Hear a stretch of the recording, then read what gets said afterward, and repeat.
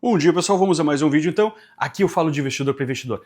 Uma coisa que eu gostei e eu concordo muito com o Flávio Augusto, finalmente eu vi um empresário falando aquilo que eu tinha vontade de falar, aquilo que eu entendo por verdade. A gente está acostumado em um mercado, digamos, de nível social, familiar, que os pais empresários ou empreendedores têm uma mentalidade meio assim, de querer simular perrengue, simular dificuldade para os filhos, seus filhos riquinhos e muitas vezes mimados, de que ele acha que simular uma coisa difícil, grau de dificuldade, emular isso para o seu filho vai ser um aprendizado, vai ser assim, tem pais que, e é incrível, eles gostam de fazer o filho sofrer, eles pensam assim, ele tem que sofrer, eu sofri, tem que entender as dificuldades da vida. Eu acho que esse tipo de pai, me desculpe hoje que eu sou pai, eu posso falar, retardado, abusivo, tóxico, desconexo da realidade, o que mais que eu posso falar assim, maluco, e, por que não, às vezes mal intencionado, ou burro mesmo, burro. Acho burro uma boa palavra, porque eu já vi muito. Assim, ó, eu tô situado na Serra Gaúcha,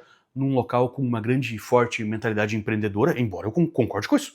Não pense que eu sou contra os aspectos do empreendedorismo. Não. Aqui, esse canal é exatamente para isso. Sou favorável e toda a questão de força de trabalho, o pessoal ter vontade, vigor de trabalhar, isso, inclusive, é uma coisa que eu admiro na região. Eu vejo que no pessoal que tem uma faixa etária aí dos seus 40, 60, 70, eles têm essa mentalidade entranhada. Não sei se isso veio necessariamente da dificuldade dos seus pais e eles querem que os filhos também tenham dificuldades. Eu não quero que meu filho tenha dificuldades. Também não se for a vida dele mais fácil que a minha, por que não? Agora, se esse ser mais fácil vai fazer ele ser mais fraco, isso me incomodaria um pouco, sim, porque eu quero um filho forte, eu quero que ele tenha um aproveitamento de tudo, do bom e do melhor. Mas assim, se eu ficar bem rico ou estiver bem situado financeiramente, eu não quero ter que estar simulando perrengue ou achar assim, ó, tá, eu tenho a empresa, aí agora o meu filho, para entrar na empresa, ele tem que começar varrendo o chão para começar desde lá embaixo para subir a empresa. Tá, só um pouquinho. Eu sou rei e eu tô criando um plebeu ou um príncipe? Você entende que se você até os 12 anos, lá pelos 12, provavelmente seu filho vai começar a trabalhar de verdade, 14, você já teve ele criado. Você já teve ele, o aprendizado. Você já passou pelo processo. Se no final, com 12 a 14, ele é só um playboyzinho mimado, você já errou. Já errou.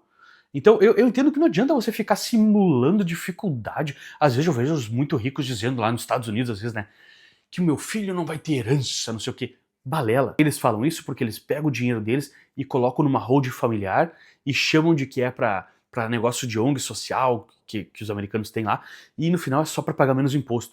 E se realmente pensam isso, pra mim, você é retardado. Meu filho vai ter herança, tá? Eu sou um filho que teve herança. A minha mãe faleceu, não tinha muitos recursos, mas ela deixou alguma coisa pra mim e ajudou muito, porque não ajudou só a mim, ajudou meu filho também, o neto dela, a descendência dela. Eu sou intimamente conectado com isso, ajudou a descendência dela. Eu não quero morrer e expirar, acabou minha vida, ó, foi-se o Alexandre, não tem mais Alexandre, e não trazer nenhuma benesse da, como é que eu posso dizer assim, do meu legado pros meus parentes. E eu não tô falando só em ordem de dinheiro aqui não.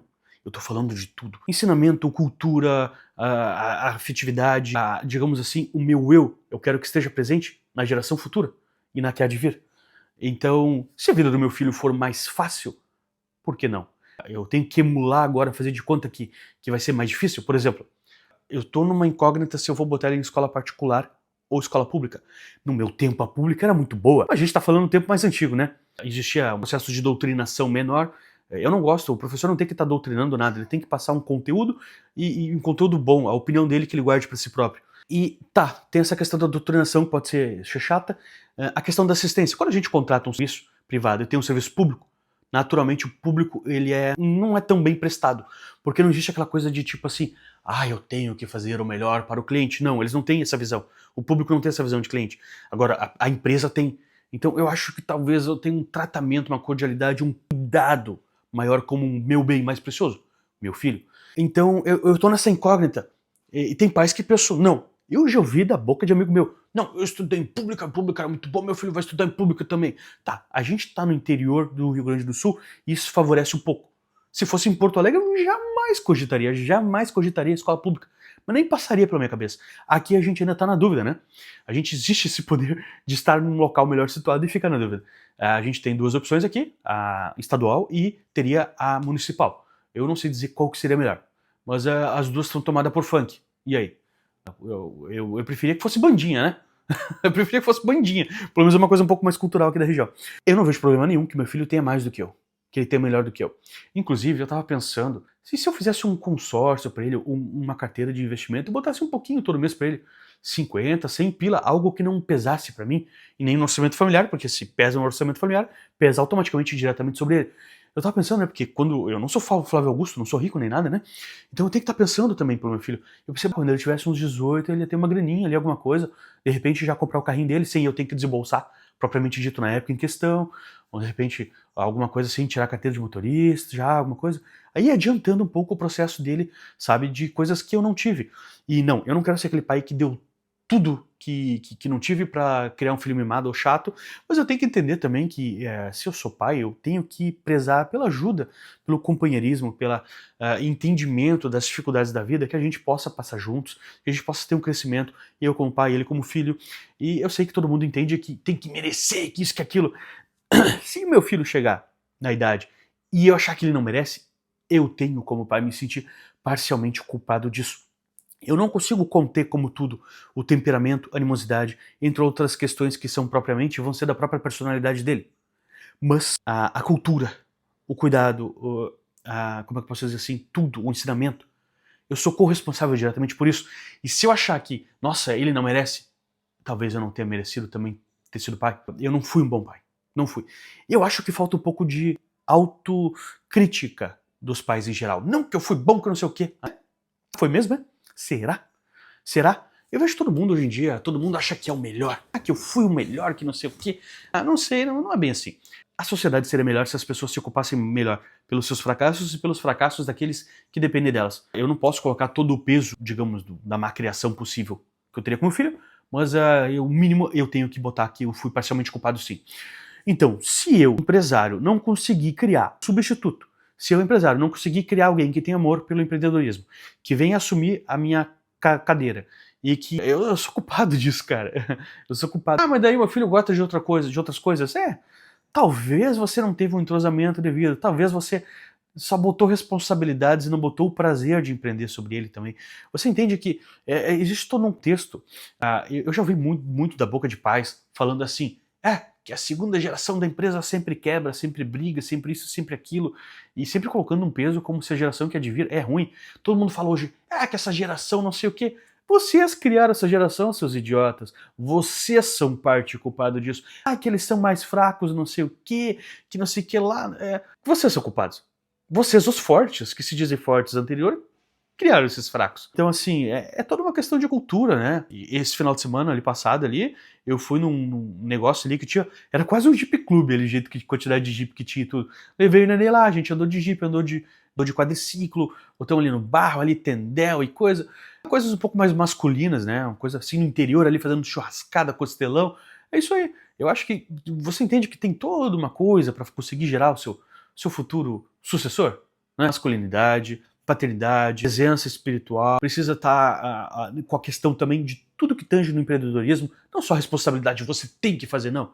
É assim, você vai ter muitos benefícios se você seguir. Tu entende? Os pais só querem botar o peso. Que não sei o que, só bota o peso, cara. Eu vejo muito isso aqui na região, muito. Que meu filho não tá querendo tocar um negócio. O teu negócio é ruim? Teu negócio é ruim? E quando ele está lá, você não permite com que ele consiga atualizar o seu negócio. Eu vejo isso direto aqui. Mas direto aqui. É uma cidade pequena, eu conheço quase todos os empresários. E por ser empresário, todo mundo se conhece aqui, né?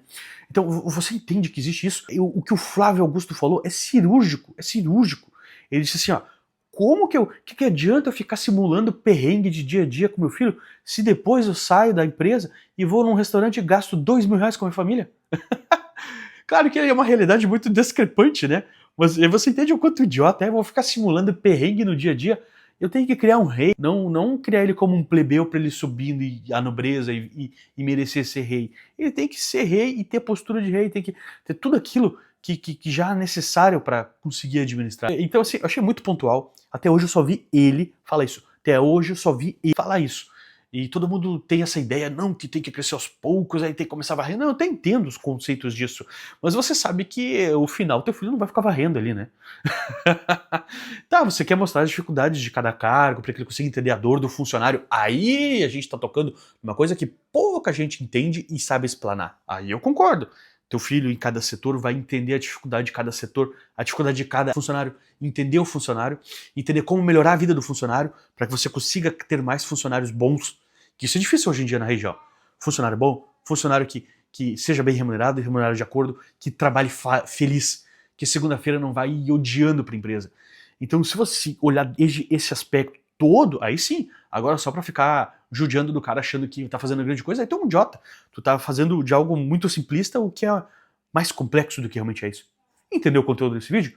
Escreve aqui. Escreve nesse vídeo para ajudar o engajamento. Filho, escreve filho para ajudar nesse engajamento, que daí o YouTube vai entender que é relevante esse conteúdo porque teve o teu comentário e dá o joinha. Isso ajuda substancialmente. Esse canal é pequeno, eu tô gravando conteúdo, estou gastando bastante tempo fazendo isso, para mim é uma novidade também. Espero que você tenha gostado. E se você tem uma ideia parecida, comenta aí tua percepção. Tô muito errado? Tô certo? O que você acha?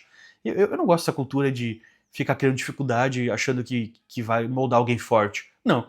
Você moldou alguém forte, você tem que ter moldado antes dos 10 anos. Não depois de adolescente. Adolescente vai estar rebelde, meu. E também não adianta botar pra ele conhecer o trabalho na adolescência, já vai estar meio rebelde ali. Começa a ensinar um pouquinho o valor do dinheiro, essas coisas, quando criança. Acho que ajuda mais. Fez tarefa de casa? Dá um dinheirinho. Fez isso? Dá um dinheirinho. Só não cuida não criar um excesso de capitalismo aí nesse guri aí. Mas, tá entendendo? Eu mais ou menos nessa pegada acho que funciona bastante. A criança tem que aprender a lidar com o dinheiro, enfim, essas circunstâncias. Tem bastante conteúdo nesse gênero e eu acho eles bem funcionais. Valeu!